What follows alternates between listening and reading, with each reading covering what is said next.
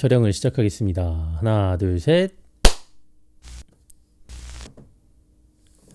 안녕하세요. 프로젝트 Q40 여섯 번째 질문입니다. 오늘은 아까 보여드렸던 것과 마찬가지로 정록색양이 내 인생에 미치는 영향이 어떤 거였을까? 뭐 이런 간단한 질문을 오늘 한번 해보려고 합니다. 질문 자체는 간단하지만 이 대답이 간단할지는 모르겠어요. 일단은 저번에 제가 영상을 봤는데 되게 나무가 이렇게 식물이 이렇게 있는 게 엄청 자연주의더라고요. 제가 MBC 아카데미 다니면서 뮤직비디오 수업을 들었을 때 과거로 갈수록 옛날 영상을 보면 볼수록 이 자연 친화주의적인 영상이 많다, 뭐 이런 얘기를 들었었거든요. 그러니까 뭐 여러분도 이제 노래방 가서 보면은 배경 그 영상이 막 이렇게 막 수풀이 우거진 데라거나 막 꽃들이 있는 곳에 이렇게 막 거니는 그런 영상들 보면 조금 옛날 영상, 그리고 그런 감성을 또 내려면 그런 식으로 뭔가 식물도 많고 되게 초록초록한 그런 배경에서 이제 찍으면 약간 이제 그런 느낌이 나는데, 저번 주는 제가 의도한 건 아닌데 그냥 찍기 편한데 갔더니 그 이제 제가 키우고 있는 몬스테라가 거기 이렇게 옆에 걸려가지고 엄청 자연 친화주의적인 영상이 됐더라고요. 제가 그렇게까지 이제 화면에 많이 차지할지는 몰랐는데 뭐 아무튼 그래서 오늘은 좀 최대한 집에서 배경이 그래도 단순하고 모던한 곳에서 좀 찍어 보려고 이렇게 자리를 잡았는데요. 그러다 보니까 완전 역광이라 지금 제 얼굴이 새까맣게 나오는 건 아닌지 걱정이 됩니다. 그래도 아무튼 뭐 지금 이 영상은 제 얼굴이나 뭐 이런 걸 보려고 하시는 게 아니고 제가 하는 얘기가 뭔지 그 내용을 더 들으려고 하시는 분들이 많을 거라 생각하고요. 일단은 이렇게 진행을 해보도록 하겠습니다. 네, 오늘은 소리가 잘 들어가고 있을 것 같네요. 네. 본론으로 들어가 볼게요. 정록색약, 이 질문을 했다는 것 자체가 일단은 제가 정록색약을 가지고 있다라는 걸 고백하는 영상이 되는 것 같아요. 뭐 이게 뭐 고백을 해야 된다거나 뭐 커밍아웃을 해야 될 정도까지는 전혀 아니죠, 사실은. 저도 이제 지금 이 주제에 대해서 이야기를 하지만 뭐 이 색약이라든지 생명이라든지 하는 것에 어떤 정확한 어떤 대한민국의 통계치나 혹은 뭐 생물학적으로 이런 증상이 뭐 몇 퍼센트의 비율로 나타나는 거다, 뭐 이런 걸 정확히 알아보진 않았어요. 그냥 우연히 검색하다가 예전에 봤던 것들 그냥 기억나는 정도로 말씀을 드릴 것 같고, 아마도 대부분 틀리지 않은 수치일까 뭐 이렇게 생각을 하는데요. 뭐 아무튼 그 정도로 이게 막 그렇게 정확한 그런 정보를 전해드리는 영상은 아니다라는 거를 염두에 두시고 보셨으면 좋겠습니다. 뭐 사실 제가 이야기하는 게 그런 정확한 수치 같은 게 중요한 이야기는 아니라서요. 네, 궁금하신 분들은 검색을 해보시면 더 좋을 것 같습니다. 그리고 이제 귀찮으신 분들, 그리고 그냥 이 영상 쭉 보고 싶으신 분들께 제가 기억하는 정보들을 좀 드리자면, 일단 색약이라고 하는 건 특정한 색깔을 잘 인지하지 못하는 그런 증상이라고 알고 있어요. 그러니까 종류가 정록색약도 있고 청적색약인가? 뭐 이런 것도 있는 것 같고, 뭐 청황인가? 뭐 이런 것도 있는 것 같고 정확히는 모르겠습니다. 근데 비율적으로 제일 많은 건 적색과 녹색과 적색을 잘 구별하지 못하고 잘 인지가 되지 않는 그런 색약이 제일 비율이 많다고 알고 있습니다. 근데 어쨌든 색약은 적색과 뭐 특정한 색깔이 혼돈돼서 보인다, 이 정도로만 알아주시면 좋을 것 같아요. 사실은 이 색약 증상이 없으신 분들, 이거 증상이라고 해야 되는 건지 잘 모르겠지만 뭐 장애까지는 아니니까요. 어쨌든 이런 색약이 없으신 분들께는 이게 무슨 소린가 라고 느껴지실 수도 있을 것 같아요. 왜냐하면 그렇게 세상을 바라본 적이 한 번도 없으시니까요. 네. 저 또한 제가 색약을 가지고는 있지만 이렇게 보는 거 이외에 다른 방식으로 세상을 바라봐 본 적이 없어서 사실은 색약이 없이 세상을 보는 게 어떤 건지는 저도 잘 몰라요. 그래서 제가 보고 있는 걸 설명해 드리기가 참 어렵습니다. 뭐 예를 들어 어떤 거냐면요. 저희가 이제 시력이 안 좋으신 분들은 꽤 많잖아요. 저도 시력이 뭐 난시가 있어서 좀 좋지 않은데 이렇게 시력이 안 좋은 걸 좀 설명하는 게 사실 쉽지 않잖아요. 정확히 내가 어떻게 보이고 있다. 그리고 내가 시력이 안 좋은지 몰랐을 때 다 이렇게 보는 거 아닌가? 약간 뿌옇게? 뭐 이렇게 생각했다가 뭐 안경을 낀다거나 하면은 아, 이렇게 달라지는구나. 뭐 이렇게 알게 되는 것처럼 사실상 이걸 정확하게 설명하기는 좀 어렵다. 그러나 좀 직간접적으로 이런 것들을 표현할 수는 있겠다. 뭐 이런 정도까지로 생각을 하고 있습니다. 색약에 대해 어느 정도 좀 설명이 되었는지 모르겠어요. 색약의 원인이라고 하면 유전적인 원인이라고 합니다. 제가 알기로는 Y 염색체에 있다고 알고 있어요. 그래서 남자만 발현이 된다라고 알고 있었는데 사실은 그렇진 않고 남자 쪽이 발현하는 비율이 훨씬 높은 건 사실이지만 드물게 여자분들도 색약인 경우가 있다고 합니다. 어쨌든 유전적으로 이제 이렇게 유전이 되어서 증상이 나타나는 건 맞고요. 그렇기 때문에 뭐 어떤 뭘 잘못했다거나 혹은 뭐가 잘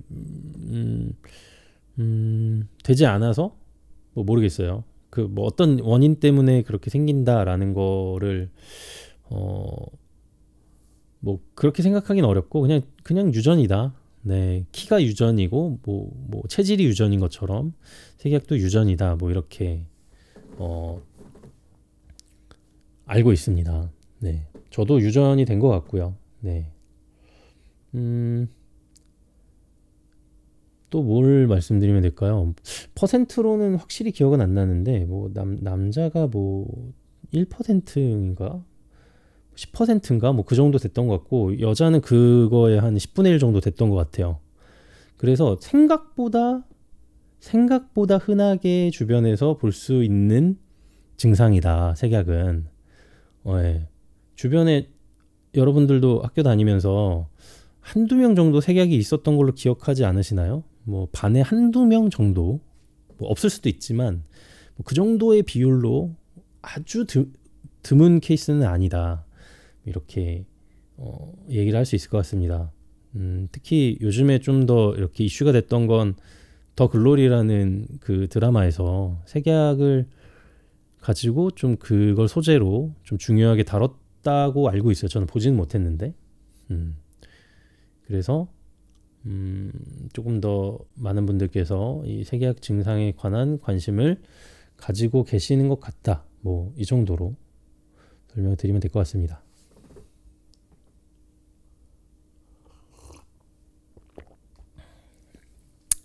그 색약에 대한 이제 개인적인 얘기를 좀 해보고 싶어요. 다른 분들은 어떻게 아시게 됐는지 모르겠지만 저 같은 경우는 보통 저희 예전에 어릴 때 초등학교 때 국민학교 때는 학교에서 신체 검사를 했습니다. 1년에 한 번인가 두 번인가 했는데 그럼 되게 다양한 것들을 해요. 뭐 키도 재고 몸무게도 재고 가슴둘레도 재고 뭐 시력도 재고 뭐 보건소인가 거기서 이제 선생님들 나오셔가지고 뭐 하기도 하고 피를 뽑았나 뭐 소변 검사도 했던 것 같고요. 근데 그 중에 안과 검사 중에 이 색약 테스트 하는 책이 있어요. 여러분도 굉장히 익숙하실 만한 책이에요. 이렇게 동글동글한 점들이 찍혀 있고 다양한 색깔들이 있고 그 안에 뭐 숫자나 혹은 어떤 뭐 도형이나 뭐 이런 것들이 표현되어 있는 그런 색약 검사 책이 있는데 거기서 이제 저는 알게 됐죠. 안 보이는 글자들이 있고 혹은 제가 봐도 어린 제가 봐도 분명히 여기 한쪽에 뭐 글자가 더 있어야 되는데 숫자가 더 있어야 되는 부분이 비어 있고 이쪽으로만 한쪽으로만 숫자가 치우쳐져 있는 경우 이렇게 동그란 그 검사 부분에 분명히 숫자가 가운데 써 있을 거 아니에요, 이 조형적으로. 근데 이게 한쪽으로만 치우쳐져 있어서 이쪽에 분명히 글자가 있을 것 같다. 왜냐면 두 자리 숫자인 것 같이 이렇게 글자가 조그만데 한쪽이 비어 있으니까 아, 이거는 내가 뭔가 잘 안 보이는 건가 보다 해서 이제 이게 색약이 있는 건가, 뭐 아니면 뭔가 잘못된 건가, 뭔가 이상이 있나, 다른가, 뭐 이런 생각을 그때 했던 것 같고, 당연히 그 검사를 하고 나면 그게 정답이랑 다르니까요. 네, 보여야 되는 게 안 보이고, 그러니까 바로 이제 선생님께서 너는 정록색약이다 알고 있니? 뭐 이렇게 물어보셨던 것 같아요. 그래서 특별히 안과에 가가지고 더 자세하게 검사해 본 적은 없고요. 그냥 안 보이는구나 라고 이제 생각하고 살았어요. 그만큼 제 정록색약은 그렇게 정도가 심했던 것 같진 않아요. 일상생활이 불가능할 정도는 아니었으니까요. 근데 제가 지금 말씀드린 것처럼 이 색약의 정도가 사람마다 다 다른 것 같아요. 저도 뭐 다른 색약이 있으신 분들이랑 얘기해 본 적은 없지만 다 조금씩 차이가 있고 조금씩 개인별로 이렇게 혼돈되는 색깔이나 뭐 이런 것들이 조금씩 다르고 성향도 다르고 헷갈려하는, 그러니까 이게 혼돈되고 인지가 잘 안 되는 그런 상황도 좀 다른 것 같더라고요. 그래서 어떤 분들은 똑같은 정록색약인데도 일상생활에 굉장히 불편한 분들이 있고, 어떤 저처럼 일상생활에는 전혀 지장이 없고 그렇게 어떤 특정한 경우에만 좀 불편함을 느끼는 그런 사람도 있는 것 같아요. 저 같은 경우는 후자였기 때문에 그런 검사 책이나 혹은 아주 특정한 상황에서만 좀 혼돈이 됐고 불편함이 없었어요. 그래서 색약이라는 거에 대해서 크게 신경을 쓰지 않고 살았습니다. 그러다가 이게 제 이제 삶으로 확 들어오게 된 계기가 있는데, 제가 이제 어릴 때부터 그림 그리는 걸 참 좋아했어요. 그래서 미술 학원, 유치원인데 미술 학원인 그런 유치원도 다녔었고, 뭐 이렇게 미술 레슨 같은 걸 좀 받은 적이 있어요. 그러니까 뭐 입시 같은 건 아니고 초등학생이었을 때 동네에 있는 그 미대 다니는 학생인 분께 이렇게 그룹으로 조그만하게 그냥 뭐 과외 같은 거죠. 미술 과외 같은 거 받았었고, 뭐 데생도 배우고 뭐 채색도 배우고 뭐 이랬었습니다. 이제 취미 활동 같은 거죠. 근데 이제 어느 날은 맥주병을 이렇게 놓고 그리고 있었어요. 데생을 제가 그래도 잘해서 이제 채색을 하면 되는데, 선생님이 이제 제가 채색을 쫙 하고 있으니까 선생님이 왜 장난을 치냐는 거예요. 무슨 말이지? 나는 되게 열심히 진지하게 하고 있는데 왜 색깔을 이렇게 칠하냐고 그러시더라고요. 그래서 아니 나는 그냥 보이는 대로 칠했는데 왜 그러지? 왜 맥주병을 초록색으로 칠해냐는 거예요. 그래서 초록색? 나는 초록색인지 뭐 갈색인지 그건 모르겠고 그냥 이 병이 보이는 그대로 내가 색깔을 집어서 그 물감을 짜서 그냥 그대로 색칠한 건데, 그래서 내 눈에 보기에는 지금 저기 맥주병이 여기 내 그림이랑 색깔이 똑같은데, 물론 내가 좀 실력이 모자라서 명암 표현이나 이런 것들, 뭐 빛의 반사 표현 이런 것들이 좀 모자라긴 하지만 색깔이 틀렸다는 생각은 안 해봤는데 왜 그러지? 근데 알고 보니까 제가 색약이기 때문에 그랬던 거예요. 그때 이제 제 삶으로 확 들어오게 된 첫 번째 사건입니다.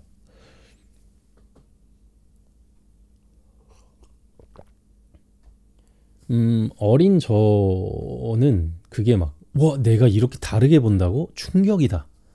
큰일 났네. 뭐 이런 느낌이라기보다는 어렸으니까 부끄러웠어요. 창피하고. 이 사람이 나한테 틀렸다고 얘기하는데 난 뭐가 틀린지 모르겠고, 내가 뭐가 틀린지 모르니까 고칠 수도 없고, 그럼 만약에 다음번에 다른 걸 내가 그린다고 하면, 다른 걸 채색할 때 또 이렇게 틀리면 어떡하지? 자신감이 확 떨어지고 굉장히 창피하고 부끄럽고 안 하고 싶어지는 게 됐어요. 미술이. 그래서 데생은 곧잘 하다가도 이제 채색을 해야 된다 그러면 이 물감을 원래 이렇게 책상에 놓고 짜잖아요. 그걸 이렇게 바닥에 몰래 숨겨서 이렇게 몰래 이렇게 해가지고 몰래 칠하고. 근데 그 웃기죠. 어쨌든 이거 칠한 걸 선생님이 볼 텐데. 근데 그냥 몰래 하고 싶었어요. 내가 틀렸다는 걸 이렇게 들키고 싶지 않았나 봐요. 되게 자신감이 없어졌고 결국은 그렇게 이제 제가 거기에 흥미를 못 느끼고 오히려 좀 불편해하는 감정이 커지다 보니까 오래 하지 못하게 됐고 그냥 흐지부지 그렇게 얼마 하다가 그만두게 됐죠. 그리고 나서는 색깔에 대한 어떤 자신감이 진짜 많이 떨어졌어요. 내가 이렇게 쓰고 있는 이게 정말 내가 원하는 색깔인가에 대한 자신감이 너무 떨어졌고 특히 이제 빨간색과 초록색의 경우죠. 내가 쓰는 게 빨간색이 맞나 초록색이 맞나. 근데 저 같은 경우는 완전히 빨간색과 완전히 초록색 같은 경우는 헷갈리지 않아요. 저는 이제 색깔들이 원색인 경우는 별로 없잖아요. 일상생활에서 대부분 어떤 색깔에 뭐 빨간색이 좀 섞여 있다거나 어떤 색깔에 뭐 초록색이 섞여 있다거나 뭐 이런 경우들이 많죠. 예를 들어서 이제 황토색은 좀 약간 붉은 계열의 색깔이 조금 섞여 있는 색이고 똑같은 경우인데 거기에 빨간색을 빼고 초록색을 섞으면 연두색이 된단 말이에요. 그렇게 이제 두 개가 섞여 있는 색의 경우에는 이게 구별하기가 힘들어요. 빨간색이 아주 조금 섞여 있거나 초록색이 아주 조금 섞여 있는 경우에는 그 두 개를 분간하기가 어렵고 차이를 구별해내기가 어려운 정도의 그 색약입니다, 저는. 그래서 일단 뭐 학교 다닐 때는 그런 파스텔 톤의 펜을 쓸 일이 거의 없잖아요. 보통은 뭐 검은색, 빨간색, 파란색, 초록색도 잘 안 쓰고 뭐 노란색 형광펜 이 정도 쓰잖아요. 그러니까 사실 뭐 학교에서 공부한다거나 뭐 할 때 그렇게 불편함이 없었죠. 근데 이제 친한 친구들 중에는 제가 색약인 걸 알고 그렇게 장난치는 친구들이 있었어요. 그러니까 그냥 그 친구들 입장에서는 장난이죠. 이렇게 막, 야, 빨간색 펜 여기 줘서 썼는데 초록색이야. 근데 난 모르고 쓰고 있는 거예요. 막 웃고, 야, 그게 어떻게 빨간색이야, 초록색이지, 막 이러고. 한참 있다가, 나 초록색 좀 줘. 그럼 빨간색 주고, 저는 모르고 쓰고 있고. 그러니까, 뭐, 때로는 그냥 장난인 걸 알면서도 썼을 때도 있고, 때로는 제가, 뭐라 그러지?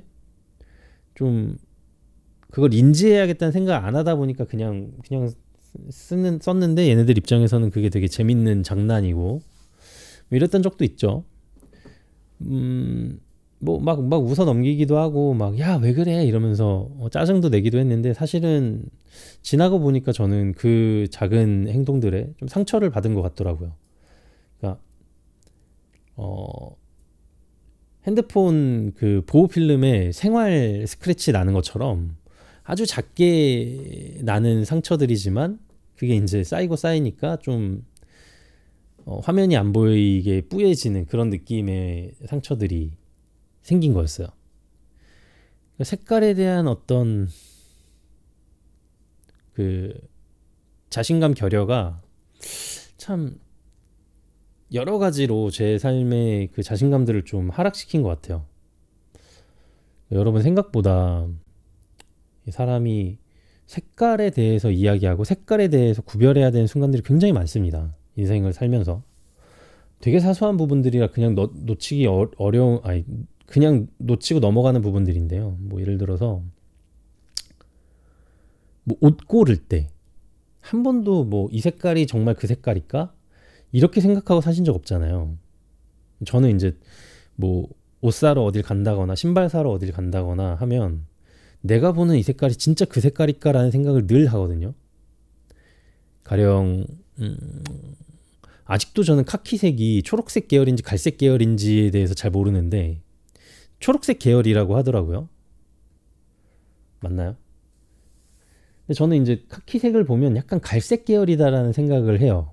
그래서 아 이거는 갈색 브라운 톤의 옷이니까 여기에다가는 어떤 색깔을 조합하면은 예쁘겠구나 이렇게 생각하고 입고 나가고 그렇게 살았는데 어느 날 카키색은 초록색 계열이었다라고 들으면 그럼 지금까지 내가 상상해왔던 그 내가 보고 있는 이거는 안 어울리는 거겠네 뭐 이런 생각이 들기도 하고 그래서 좀 본능적으로 초록색과 빨간색 옷은 좀 피하는 경향이 생겼어요. 보통은 검은색, 파란색, 흰색, 노란색 이런 계열의 옷을 입고 있어요. 지금도 지금 파란색 옷을 입고 있는데 그러니까 제가 선호하는 색깔 자체가 달라지는 거예요. 이게 완전 성향 자체가 달라지는 거예요.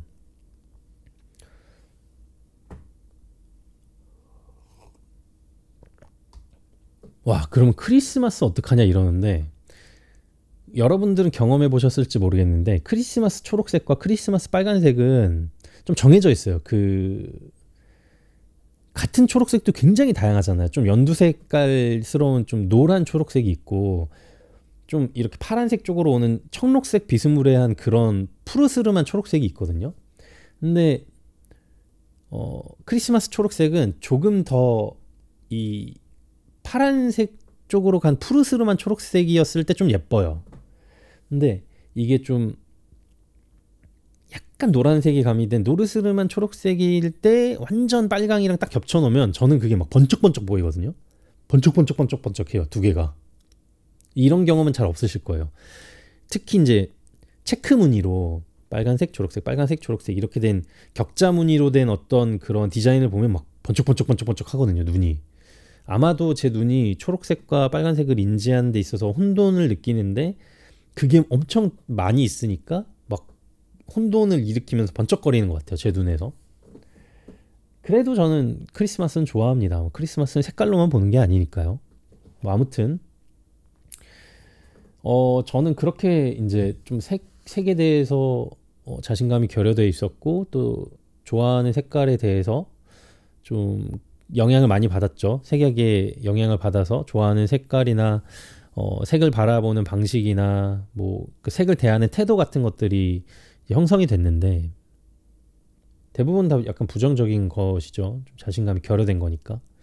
근데 그걸 언제 이렇게 좀 반전시키게 됐냐라고 생각을 해봤어요. 지금은 이제 여러분도 알다시피 영상을 하는 사람인데 영상을 하는 사람 입장에서는 색을 안 볼 수가 없거든요.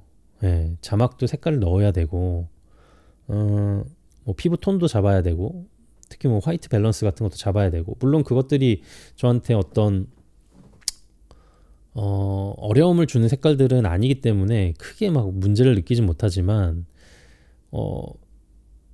다른 사람들이 그러니까 색약이 없는 사람들이 봤을 때보다 색약이 있는 사람이 색을 바라보는 건 굉장히 피로도가 높은 일이에요. 왜냐하면 내가 보는 색이 정확한지에 대한 확신이 없는 상태에서 해야 되기 때문에 굉장히 피로도가 높죠. 그걸 거듭 확인해야 되고 다른 사람들은 그냥 색약이 없는 사람은 보면 직관적으로 알 수 있는 색깔도 색약이 있는 사람은 그걸 확인하는 몇 번의 단계를 더 거쳐야 돼요. 물론 이건 나중에 얘기해 드리겠지만 그렇기 때문에 이게 굉장히 피로도가 높은 일임에도 불구하고 제가 하고 있는 건 이걸 극복했기 때문이거든요. 이걸 좀 반전시키고 싶었어요. 물론 이걸 치료하는 방법은 없다고 알고 있습니다. 뭐 정록 색약 안경이라든지 뭐 이런 교정을 해주는 도구들은 있다고 들었는데 한 번도 써보진 않았어요. 그래서 그런 것들은 해보지 않았지만 뭐 제 나름대로의 방식으로 좀 반전을 시키고 싶었고 그 계기가 있었습니다.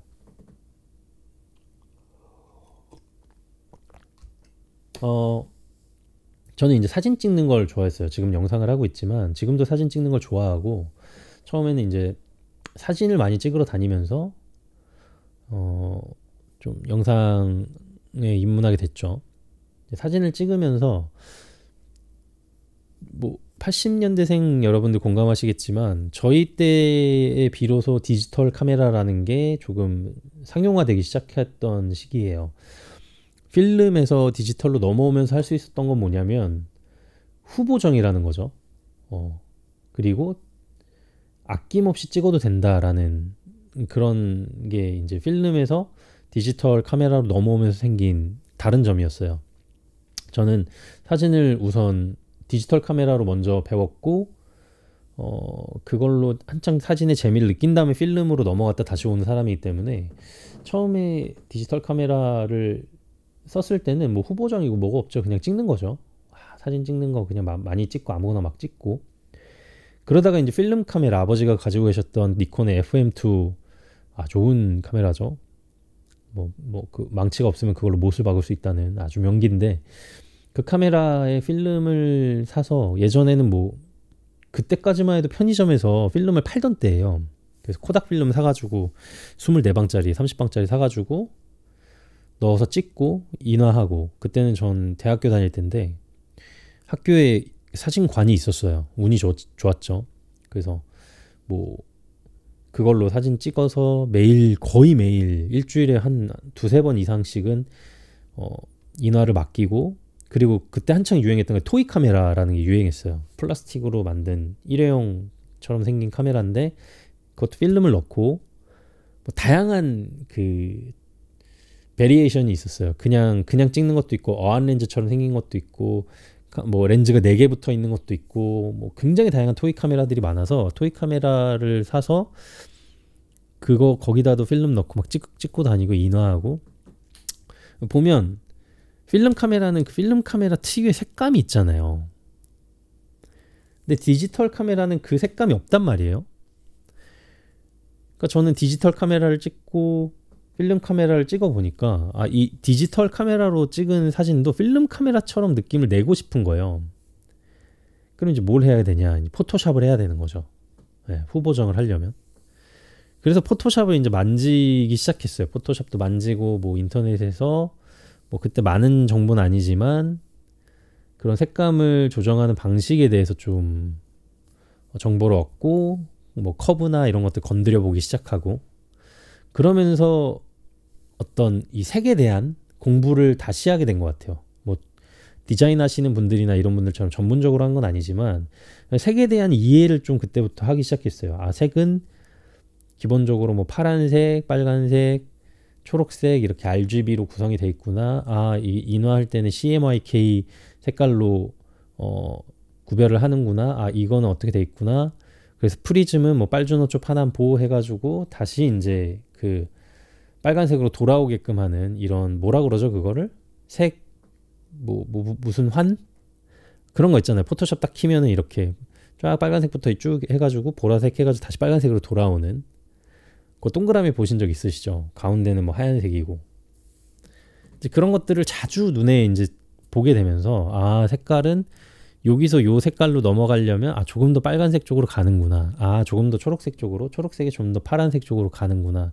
그 사이에 뭐 분홍색도 있고 그 사이에 갈색도 있는 거고 갈색에서 조금 더 검정색으로 내려오면 고동색이 되는 거고 이제 그거를 이제 그 팔레트 안에서 보니까 조금 이제 직관적으로 저는 알지는 못하지만 색을 그러니까 사실은 뭐 예를 들어 이거다 이건 파란색이다 이건 직관적으로 아는데 모든 색깔이 다 이렇진 않으니까요. 그리고 대부분의 색깔에는 빨간색과 초록색이 어느 정도 섞여 있으니까요. 그러니까 직관적으로 알 수 없는 색깔들을 그걸 통해 가지고 좀 공부하게 된 거예요. 색깔들은 이런 식으로 섞여 있고 여기서 내가 헷갈리는 건 이 색깔들이구나. 왜냐하면 여긴 빨간색이 이만큼 섞여 있는데 초록색으로 바꿔보면 그래 내가 헷갈려하는 색깔이 나오는구나.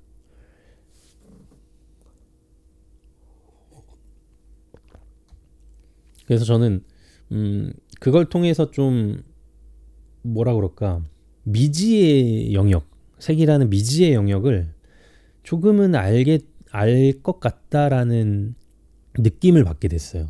물론 제가 그걸 안다고 해가지고 그 색깔이 갑자기 선명하게 보이고 안 헷갈리게 되는 건 아니지만 좀 두려움은 없어졌던 것 같아요. 그래서 이건 좀 딴 얘기인데 색약이 있으신 분들은 한번 그 팔레트 그 뭐라 그러지? 어쨌든 그 색의 그 동그라미 그 구성을 좀 익숙하게 하시는 것도 도움이 되는 것 같아요. 그것만으로도 두려움이 많이 사라지고 떨어졌던 자존감도 올라가니까요. 그래요. 일단은 저는 그렇게 해서 좀 제 자존감이 떨어진 걸 좀 반전시킬 수 있었습니다. 되게 자연스러운 기회였죠. 물론 제가 보는 눈이 다른 사람이 보는 것과는 좀 다르다라는 걸 느낀 건 조금 더 뒤에였어요. 조금 더 뒤에. 뭐 그건 어떤 특정한 계기가 있었다기보다는 뭔가 제 질문이 계속 쌓여 있었던 게 풀어지는 기회가 있었던 것 같아요. 그러니까 저는 계속 궁금증이 있었어요. 왜 사람들은 저 단풍이 저렇게 예쁘다고 할까? 사람들은 왜 노을 지는 석양이 저렇게 예쁘다고 할까? 막 그걸 보고 감동을 하고 왜 그럴까? 왜냐면 저는 단풍을 봐도 그냥 울긋불긋인데 석양을 진짜 기가 막힌 석양을 봐도 그냥 해 지는 거고 하늘이 그라데이션이 되는구나 정도인데 그게 막 감동받을 정도인가? 내가 그냥 좀 감수성이 좀 다른 사람들보다 좀 예민하지 않고 막 감성적이지 않고 막 뭐 어떤 걸 봐도 막 눈물을 막 크게 흘리는 편이 아니고 감동을 막 쉽게 받는 편이 아니라 그런 건가? 뭐 이렇게 생각하고 넘어갔어요. 근데 이제 궁금하긴 했죠. 도대체 뭐가 이 많은 사람들이 그게 진짜로 예쁘다고 하는 걸까? 그 색이 진짜 한참 뒤에서야 알게 됐는데 제가 생각하기에 이제 색약은 색을 헷갈려 한다는 것도 있지만 저 같은 경우에요. 좀 다른 분은 그런지 모르겠는데 저 같은 경우는 조금 채도가 낮다라는 느낌으로 보는 게 아닐까? 세츄레이션이 조금 낮은 상태 아닐까? 이런 생각이 들어요. 여러분도 그걸 좀 경험해 보실 수가 있는데 이 갤러리 같은데 이제 사진 찍고 나면 갤러리 폴더에 사진이 들어가잖아요. 그러면은 이걸 편집해 볼 수가 있잖아요. 색깔이나 뭐 이런 것들. 그럼 그 색깔 편집하는데 들어가면 채도를 조정할 수가 있거든요. 채도를 완전히 0쪽으로 내리면 흑백이 돼요. 채도를 완전히 올리고 더 올리면 그러니까 기준되는 채도보다 더 위로 올리면 색깔이 엄청 증폭되죠. 빨간 건 더 빨갛게 막. 그래서 어느 정도 이상 지나면 좀 보기가 안 좋게 이렇게 증폭이 되잖아요, 색깔이. 어쨌든 그 채도를 왔다 갔다 해보다 보면 약간 기준점보다 살짝 흑백 쪽으로 살짝만 좀 하면 약간 색깔이 빠져 보이는 빛바랜 듯한 느낌이 나는 색깔이 되거든요. 어쩌면 제가 아주 약간이지만 그 채도가 약간 빠져 보이는 식으로 보고 있는 건 아닐까? 뭐 이런 생각을 해요. 충분히 그럴 수 있죠. 정록색약이기만 한 것도 아니고 약간 채도가 살짝 빠진 걸 수도 있다. 물론 안과에 가서 정확하게 검진을 해봐야겠지만 검사를 해봐야 아는 거지만 그냥 저는 개인적으로 그런 식으로 이제 생각을 하게 됐어요. 어느 날. 그러면 내가 보는 저 단풍이 약간은 덜 쨍한 느낌으로 보고 있기 때문에 내가 와 예쁘다 이런 느낌 못 받는 건가? 내가 보는 석양은 약간은 좀 빛바랜 느낌의 그 회색빛이 좀 들어가 있기 때문에 와 막 이런 느낌이 아닌 거 아닐까? 그래서 한번 해봤어요. 컴퓨터로. 예쁘다고 나온 그 뭐 인터넷에 단풍을 좀 채도를 조금 올려봤죠. 더 선명하게 빨간 건 더 빨갛고 노란 건 더 노랗고 초록은 더 초록하게 아주 약간 부자연스럽지 않을 수준으로 올렸더니 와 예쁜 거예요. 석양도 약간 채도를 높였더니 예쁘더라고요. 그래서 내가 좀 빛바랜 듯한 식으로 세상을 보고 있는 거구나. 그래서 이 예쁜 것들이 감동이 좀 덜했구나. 그냥 저는 스스로 그렇게 좀 결론을 내렸어요. 그러니까 어떻게 보면 좀 슬픈 일일 수도 있죠. 어떻게 보면 좀 안타까운 일일 수도 있어요. 저 스스로한테 나는 왜 남들이 보고 있는 걸 그대로 못 볼까? 왜 나는 남들은 노력하지 않아도 되는 걸 힘들어가지고 노력해야 남들만큼밖에 안 되나, 뭐 그렇게 생각할 수도 있는데, 그냥 저는 그 사실들을 깨닫는 순간 그냥 내 몸은 이렇고 내 눈은 이러니까 나는 이런 식으로 보정을 하면 다른 사람들이 보는 걸 똑같이 볼 수 있어. 아니 오히려 나는 이렇게 함으로써 다른 사람들은, 그냥 색약이 없는 사람들은 놓치고 지나가는 부분들, 알지 못하는 부분들을 이걸 통해 가지고 내가 더 잘 알게 됐잖아. 색에 대해서도 더 자세하게 알게 됐고, 채도에 대해서도 더 깊게 생각해 볼 수가 있게 됐고, 그걸 넘어서 세상에는 색을 그냥 있는 그대로 볼 수 있는 사람이 있는가 하면 그렇지 않은 사람도 있고, 나처럼 색이 아니라 어떤 부분에서는 다른 사람들은 전혀 불편함을 못 느끼지만 나는 불편함을 느끼는 그런 부분들이 있는 사람들이 곳곳에 있을 거다. 그리고 누구나 자기는 인지하지 못하고 있을지라도 그런 부분들이 누구한테나 있다. 그 생각까지 이르게 된 거예요. 조금 생각이 지평이 넓어졌다고 해야 할까요? 이제 저는 이제 교회에서는 이제 지경이 넓어졌다고 하는데, 시각이 확장된 거예요. 그 순간. 어떻게 보면 저는 색약이라는 이유로 이 색을 보는 이 범위가 굉장히 좁았다고 할 수 있죠. 근데 그걸 통해서 제 지평을 더 넓힐 수 있게 된 계기로 만든 것 같아요. 저는 이제 색약이라는 게 저한테는 굉장히 단점이라고 생각했던 어린 시절이 있었지만, 그걸 반전시키고 그런 질문들을 고민하고 해소하면서 오히려 저를 좀 더 넓은 사람, 시각이 좀 더 큰 넓은 사람으로 만들 수 있는 계기로 이렇게 확장시킬 수 있는 그런 반전을 만들었다고 생각해요.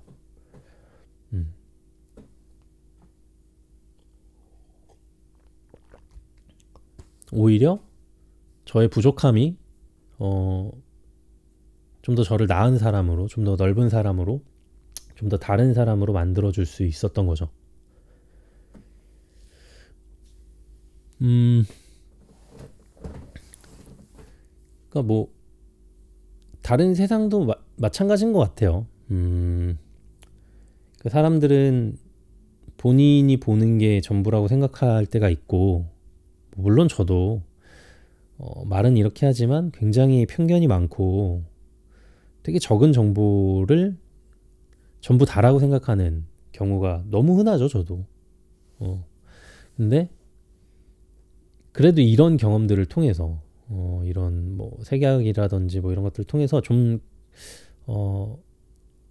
그런 편견이나 혹은 섣부른 판단 같은 것들, 혹은 뭐 저 사람은 이런 부분이 불편하진 않을까? 얘기하지 못하는 그런 뭐 불편한 부분들은 없을까? 이렇게 생각할 수 있게 되는 그런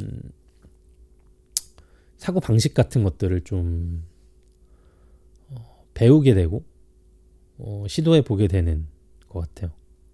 그래서 저한테는 색약이 참 감사한 일이고,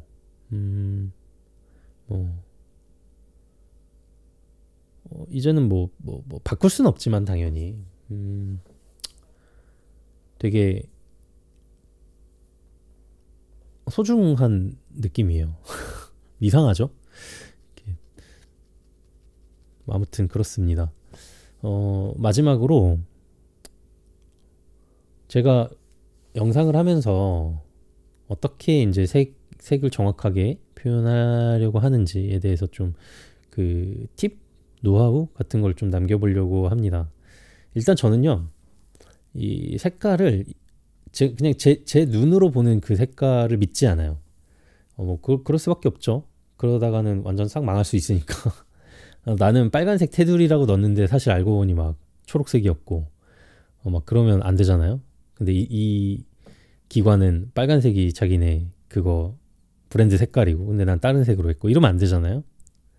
그러니까 저는 주로 그 스포이드 툴을 잘 활용합니다.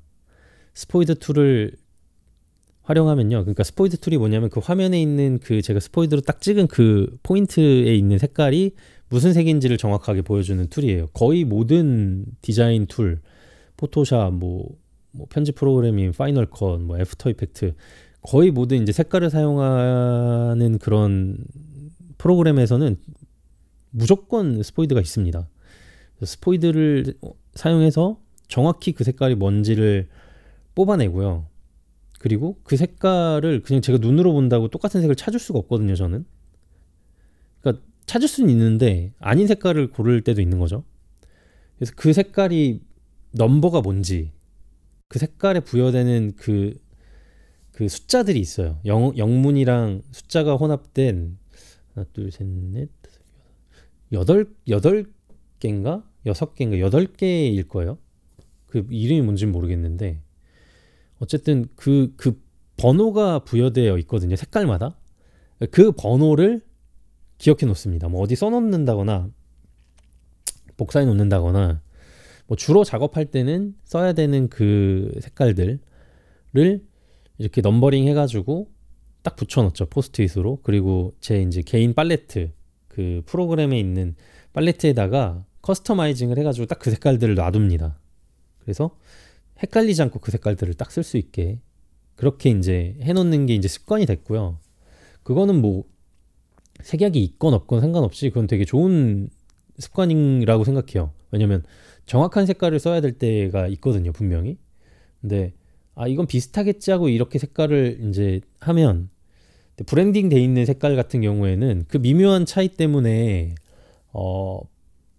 좀 낭패를 보는 순간들이 있어요. 그래서 그런 색깔들을 잘 기록해 놓는 건 좋은 습관입니다. 그리고 좀 큰 기관들 같은 경우에는 그 색깔들에 대한 넘버가 있어요.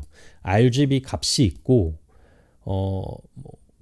그 숫자를 뭐라 그러는지는 모르겠는데 그 숫자들이 영문과 그 숫자로 혼합된 그 넘버들이 있고 뭐 팬톤 값이 있는 경우들도 있더라고요. 그래서 그것들을 좀 기억해 놓는 게 좋습니다. 그것들을 활용해서 정확한 색을 딱 쓰는 게 좋습니다. 왜냐면 인터넷으로 쓸 수 있는 그 웹상 공간에서 컴퓨터로 쓸 수 있는 색깔의 범위는 인간의 눈의 한계를 뛰어넘거든요. 비슷해 보이지만 조금 다른 색일 수도 있고 검은색도 굉장히 많은 거 아세요, 여러분?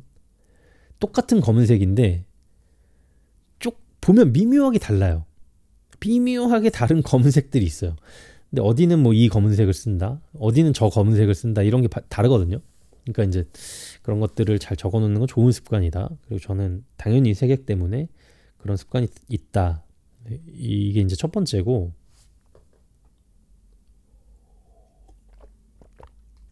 또 하나는 이제 정확히는 뭐 색약 때문은 아닌데 이게 디자이너가 아니다 보니까 제가 이 좋은 색 배합 같은 것들을 잘 몰라요. 네. 그리고 색 배합 같은 건 취향이 좀 있잖아요. 그러니까 취향이 있다 보니까 뭐 저 같은 경우는 빨간색이 흰색 배합 뭐 이런 거 좋아하고, 뭐 검은색에 노란색 이런 거는 워낙 뭐 유명한 경고 배합이잖아요. 뭐 이런 것들 이제 유명한 배합들은 알지만 좀 색다르고 혹은 좀 독창적인 배합 같은 것들은 잘 모르거든요. 그러니까 그런 것들을 공부하기가 되게 쉽지 않아요. 사실 제일 좋은 거는 이미 기존에 나와 있는 잘 돼 있는 디자인들에서 색을 뽑아내는 거거든요. 거기는 뭐 워낙 뭐 진짜 웰메이드 된 그런 대단한 디자이너들의 작품이기 때문에 거기서 색깔들을 뽑아내서 취합을 하면 그것도 하나의 좋은 콤비네이션이 되는데, 평소에 그런 것들을 하기가 어렵다면 그리고 평소에 그렇게 해온 것들이 이제 부족할 수 있죠. 그러면 이제 제가 이제 자주 쓰는 어떤 색 배합 사이트들이 있어요. 예전에는 뭐 한두 개 있었는데 요즘에 진짜 많더라고요. 그냥 검색만 해도 나와요. 뭐 색 배합 뭐 이런 거 해가지고 검색하면 뭐 어도비에서도 운영하는 데가 있고 뭐 되게 많더라고요. 그럼 이제 색깔들 뭐 4개, 5개, 3개 뭐 이런 식으로 색 배합들이 진짜 수백만 가지가 수백만까지는 아니겠다. 뭐 수십만 정도 되는 색 배합들이 쫙 나와요. 그럼 그걸 쭉 보는 거죠. 그리고 테마도 있어요. 뭐 가을 테마라든지 뭐 여름 테마라든지 뭐 바닷가에 어울리는 뭐 시원한 느낌 뭐 이러면 파란색인데 뭐 약간 하늘색, 약간 파란색, 뭐 흰색, 뭐 이런 식으로 조합이 돼가지고 이제 딱 그 색깔들을 뭐 어디 자막이나 혹은 뭐 어디 이제 테두리 디자인이나 뭐 어떤 아이콘 디자인 같은 데다가 넣으면 이렇게 싹 영상이랑 잘 맞아 떨어져 가지고 조화롭게 되는 그 색 조합들이 있거든요. 그러니까 그런 것들을 이제 자주 보는 거죠. 혹은 그런 사이트들을 북마크 해놨다가 필요한 순간에 이제 좀 서치해보고 이번 프로젝트는 이 색 조합으로 가는 것도 괜찮겠다 이렇게 보는 거죠. 물론 이제 저는 이런 빨간색과 초록색 계열의 색깔들이 있는 배합들을 볼 때는 똑같이 이 넘버들을 보고 RGB 값을 잘 보고 기억해놨다가 그 RGB 값을 쓴다거나 뭐 하는 식으로 네 그런 식으로 이제 활용을 하는 거죠. 그래서 작업할 때는 그 두 가지를 꼭 염두에 두고 이제 작업을 하고요. 그리고 이건 좀 저 개인적인 취향인데 색을 많이 안 쓰려고 하는 것도 있습니다. 뭐 예를 들어서 이 기관의 색깔이 뭐 초록색이다, 만약에 전혀 초록색 기관과는 상관없는데 초록색이다 그러면은 막 초록색에 무슨 색 해가지고 막 여러 가지 색깔을 그 프로젝트 하나에다가 쓰려고는 안 하고 딱 그 초록색과 어울리는 한두 가지 정도의 색만 가지고 쓰려고 합니다. 그리고 기본적으로는 흰색과 검은색만 쓰려고 해요. 왜냐면 영상에서는 자막이나 뭐 이런 디자인 요소가 눈에 띄면 안 되거든요. 조화로워야 되고 있는 듯 없는 듯 하지만 없는 것보다는 있는 게 훨씬 더 나은 그런 느낌으로 이제 디자인을 해야 되는데 일반적인 디자인이랑 좀 다르니까 색을 많이 쓰면 쓸수록 되게 자기적이어 보이고 부자연스러워 보이기 때문에 저는 주로 검은색과 흰색 그리고 그 기관의 어떤 브랜딩된 색깔 플러스 뭐 하나 정도 해서 색깔을 아주 조금만 쓰려고 합니다. 그걸 가지고 어떤 식으로 조형적으로 어떤 식으로 조화롭게 디자인을 하고 배치를 하느냐 그 레이아웃을 어떻게 짜느냐에 더 고심을 하는 편이에요. 그러니까 제가 잘 만지지 못하는 색깔 가지고 고민 안 하고 제가 잘할 수 있는 어떤 디자인적인 이런 배치, 레이아웃 이런 걸로 좀 승부를 보려고 하는 편입니다. 네, 그러니까 잘 못하는 거를 붙잡고 나는 왜 이거 못하지 하는 건 좀 의미 없는 것 같더라고요. 그냥 할 수 있는 걸 좀 더 개발하자 이런 쪽으로 하고 있습니다. 그리고 요거는 이제 작업과는 관련 없는 건데 일상에서 뭐 제가 이제 아까 옷 사러 갈 때 얘기를 했는데 그 옷을 사러 갔는데 내가 이게 원하는 색깔인지 아닌지를 이제 보려면 일단 우선 뭐 하냐면요. 그 택을 봐요. 택에 보통 이름 그 색깔 써 있거든요. 뭐 네이비 뭐 아니면 뭐 블랙, 그레이 이런 거 써 있거든요. 근데 간혹 가다가 제가 회색을 분홍색이라고 착각할 때도 있고요. 초록색인데 그러니까 약간 파스텔 톤의 초록인데 이거 분홍인가 싶을 때도 있고요. 그러니까 그게 되게 좀 희한하더라고요. 그러니까 뭐 조명이 노란 데가 있으면 좀 더 헷갈릴 때도 있고 하기 때문에 그거는 안 되겠더라고요. 그래서 저는 이제 제 주변 사람들은 제가 색약인 걸 다 알기 때문에 저는 그걸 숨기지 않아요. 몰래 뭘 하는 건 이제 제가 제 생각을 반전시킨 이후부터는 안 하고 당당하게 얘기해요. 나는 정록색약이고 색깔을 잘 구별 못한다. 그래서 색깔을 볼 일이 있으면 이거 무슨 색인지 물어봐요. 무조건. 이거 무슨 색이야? 이거 빨간색 맞아? 빨간색 아니라. 이거 빨간색 아니구나. 그럼 나 초록색이 필요한데 초록색을 좀 줘. 뭐 혹은 빨간색을 좀 줘. 이렇게 얘기를 하고 뭐 신발 같은 거 고른다. 이거는 뭐야? 주황색 맞아? 그럼 아니 이건 연두색이야. 그래? 그러면 연두색이면 별로겠다. 뭐 이런 식으로 아예 대놓고 물어봐요. 근데 거기다 대고 너 왜 색깔을 못 봐? 이거 뭐 무슨 색이야? 이러면 진짜 그건 질 나쁜 사람이에요. 그거는. 네. 그런 친구랑은 조금 거리를 두고 아니면 혹은 정확하게 얘기해 줄 필요가 있어요. 이거는 그렇게 놀릴 만한 일이 아니야. 이렇게 딱 정확하게 얘기를 해주고 너 이거에 대해서 놀리지 않았으면 좋겠어. 기분이 좋지 않아. 뭐 이렇게 딱 얘기를 해준다거나 아니면은 좀 거리를 두는 편이 좋을 것 같습니다. 혹시라도 주변에 이제 색약이 있으신 분들이 그렇게 이렇게 당당하게 그런 거 물어보신다면 그냥 얘기해 주시면 돼요. 보이는 대로. 이상할 일이 아니잖아요. 그런 사람들이 있는 거 모르는 것도 아니었는데 뭐 그렇죠. 그러니까 저는 그걸 물어봅니다. 특히 이제 아내한테 많이 물어보죠. 이거 뭐 빨간색 맞아? 파란색 맞아? 뭐. 네. 그리고 이제 그 다음으로는 이제 그런 사람이 주변에 없다, 혼자 갔다 이러면 꼭 택을 봅니다. 꼭 택을 보고 거기 뭐 이제 색깔이 나와 있는 것들, 이거 블랙이 맞는지, 네이비가 맞는지, 뭐 그린이 맞는지 확실히 보고 합니다. 펜 같은 걸 살 때도 거기 다 이름에 색깔이 써 있거든요. 대부분은 색깔을 꼭 이제 확인합니다. 저는 이제 뭐 색연필 같은 걸 쓴다 해도 색연필의 색을 먼저 보고 인지를 하는 게 아니고 색깔을 먼저, 그 이름을 먼저 봐요. 빨간색, 초록색, 뭐 황토색 이렇게 써 있는 걸.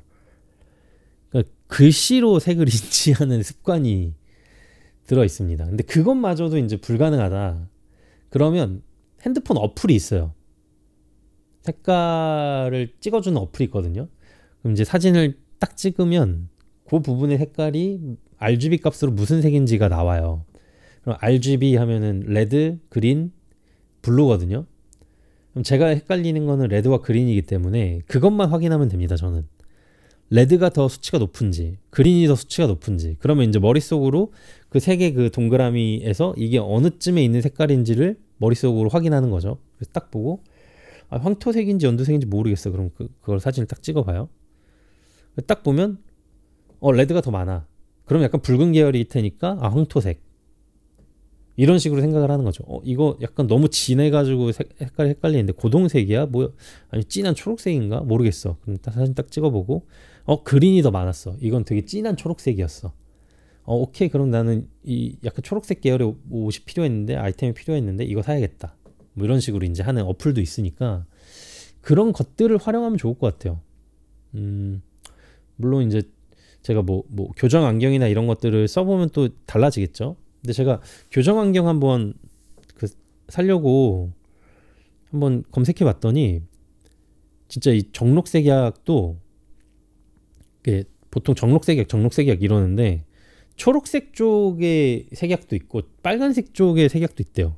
퍼센테이지도 다르고, 그러니까 시력처럼 시력도 그냥 나 눈 나빠 안 나빠 이렇게 두 개가 있는 게 아니잖아요. 시력이 굉장히 다양하고 어느 시점이 넘어서 되게 안 좋은 눈도 있고, 똑같이 눈이 안 좋아도 가까운 게 잘 안 보이는 게 있고 멀리 있는 게 잘 안 보이는 게 있고, 저처럼 모든 사물이 약간 다 뿌옇게 보이는 난시도 있고 되게 다양하잖아요. 어떤 것들은 교정이 되기도 하고 난시는 교정이 안 되기도 하고 다 이 방법이 다르듯이 이 색약도 어떤 색을 얼마나 인지하지 못하는지에 대한 게 되게 다양하대요. 그래서 그냥 기성품으로 그냥 정록색약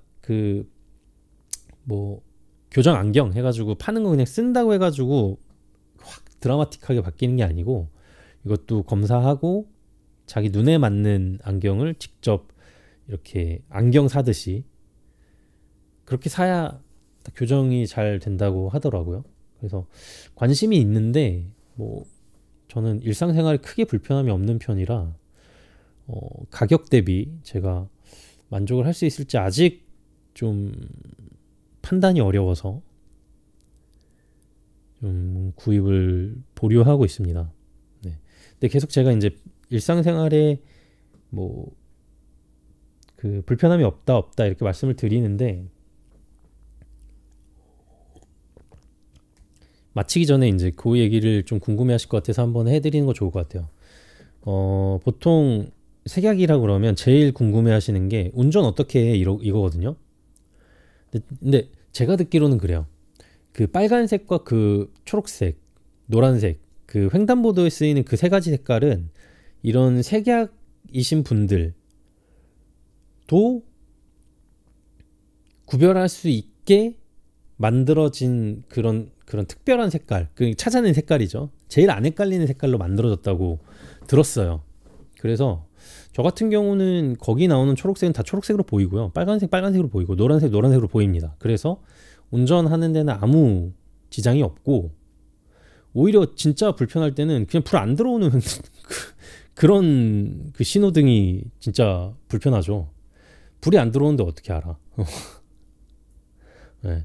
그리고 심지어 색약도 아닐 것 같은 분들이 불이 들어와 있는데 저 앞에 좌회전 금지라고 돼 있는데 막 좌회전 해갖고 들어오는 뭐 그런 게 불편하지 색깔로는 불편한 점이 없습니다. 근데 물론 어떤 분들은 그런 분들이 있어요. 초록색이 나는 흰색으로 보인다. 나 색약이 있는데 초록색이 흰색으로 보여.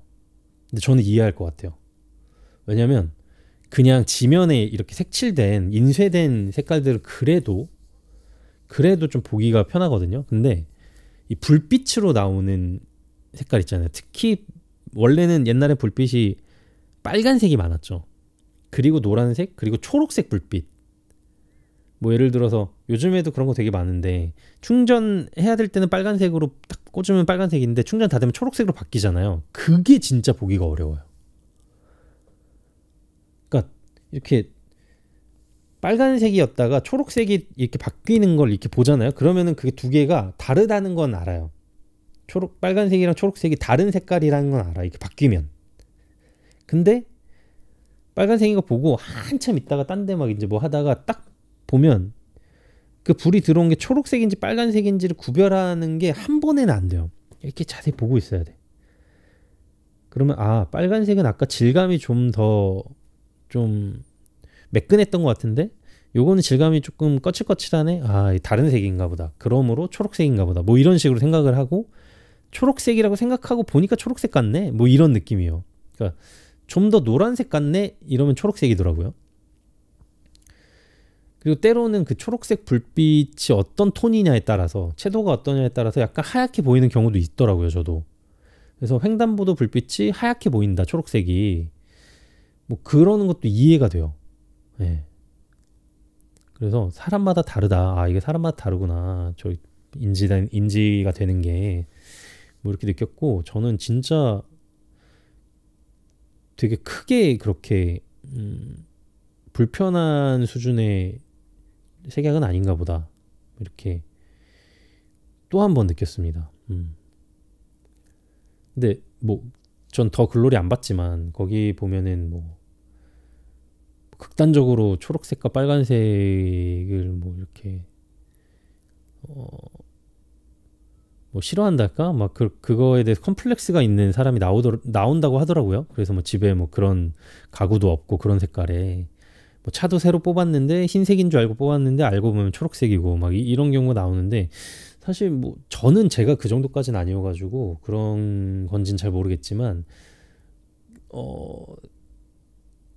그런 어떤 인지가 좀 저보다는 더 어려우신 분들은 그럴 수도 있겠다. 왜냐면 저도 어릴 때 컴플렉스에 있었기 때문에 그럴 수도 있겠다 생각을 합니다. 그래서 그게 이상한 게 아니고 나름대로 자기가 이제 살아가려고 애쓰는 방식이다라는 거. 물론 그 캐릭터를 막 응원하거나 그 캐릭터 잘했다 이런 게 아니고 딱 그 부분만 이제 제가 저는 그 캐릭터 어떤 건지도 모르고 내용을 몰라가지고 모르겠는데 어쨌든 뭐 그 얘기에서 그렇게 그런 컴플렉스 때문에 뭐 그런 걸 기피한다라는 거는 좀 이해할 만하다. 뭐 그냥 그런 겁니다. 뭐 다른 뜻은 없습니다. 아무튼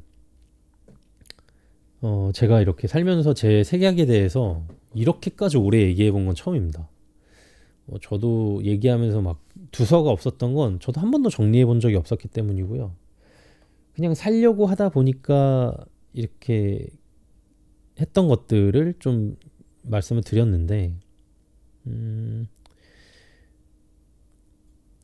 제가 이렇게까지 이제 제 약점에 대해서 뭐 부족한 부분 그런 부분에 대해서 이제 얘기를 하는 건 결론적으로는 누구나 색약은 아니지만 누구나 이런 부분들이 있다.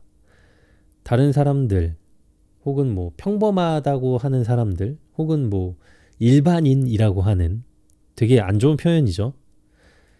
뭐 어쨌든 근데 많은 사람들이 그렇게 그냥 생각하지 않고 고민하지 않고 쓰는 그런 단어와 표현에서는 굉장한 차별이 있다라는 거를 얘기하고 싶었고 그럼에도 불구하고 그런 어떤 나의 약점 혹은 뭐 부족한 부분들 남들과는 다른 부분들을 어떻게 하면 좀 극복할 수 있을까 보완할 수 있을까를 노력하는 사람들은 진짜 대단하다는 거를 말씀을 드리고 싶었어요. 저도 쉽게 된 게 아니거든요. 굉장히 오랜 시간, 거의 뭐 40년 가까이 되는 시간 동안 조금씩 개선해 나가고, 혹은 뭐 개선이라고 하긴 좀 그렇고요. 극복해 나가고 반전시켜 나갔던 거기 때문에 얼마나 힘든지 알고 있습니다. 그래서 그런 것들을 해내고 계신 분들은 정말 대단한 분들이라는 걸 말씀드리고 싶었습니다. 모든 분들이 다 그렇게 되실 수 있고요. 네, 모든 분들께 그런 걸 극복하고 계시는 상황이 있다면 응원을 드리고 싶다는 말씀 드리고 싶습니다. 네. 그래서 오늘 영상은 이 한마디를 위해서 제가 길게 끌고 왔던 거고, 색약에 대해서 조금 궁금했던 점이 뭐 해소되셨으면 좋겠고,